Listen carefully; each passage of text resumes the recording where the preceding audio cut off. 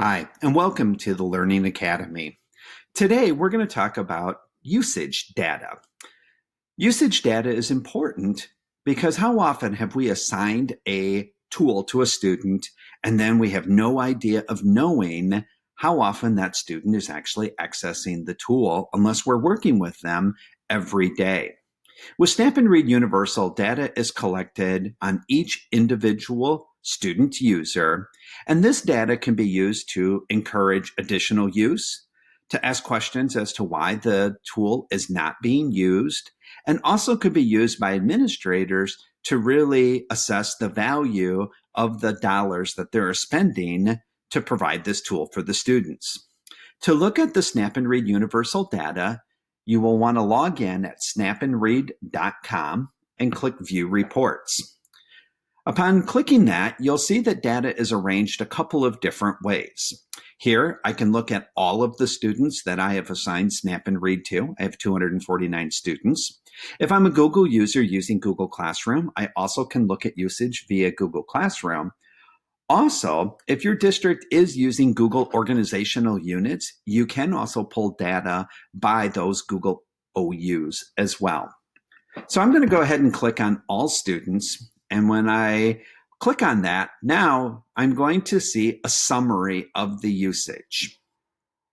So here on the left-hand side is a list of all of my students. And on the right-hand side, I see a summary, and I see that my students collectively have used Snap&Read to read just a little bit over 17 million words. Over on the side here, I can click on individual student usage, and I see when the student was provided the tool. This is very important for state assessment accommodations, as oftentimes students have to have access to the tool for a certain period to have that as an allowable accommodation.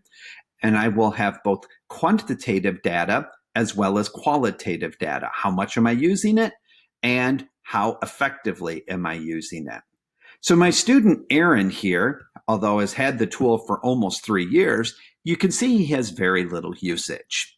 Now, Aaron is using the tool to access primarily elementary, middle grade text, with middle grades, grades 6 and 8 being the vast majority of that.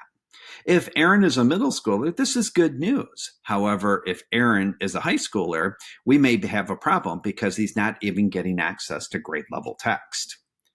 If I compare Aaron's data to Abby, Abby has had the tool for substantially less time, just over a year, but has used it to read a lot more words.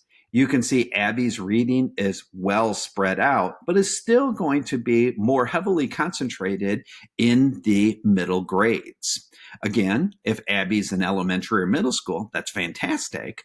But again, in high school, we may possibly have an issue because, again, Abby may not getting access to that grade level text. So how would we expect her to do on grade level assessments and high school graduation tests?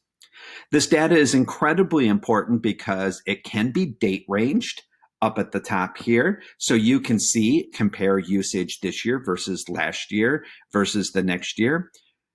In some cases, you may find students will actually stop using Snap&Read because they no longer need it. That's a great problem to have.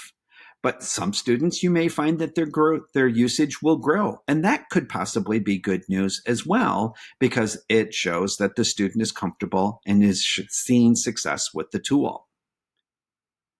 Data is important because now you know who's using the tool, how often they're using it, and this can be used to help grow some confidence in the tool and evaluate your purchase.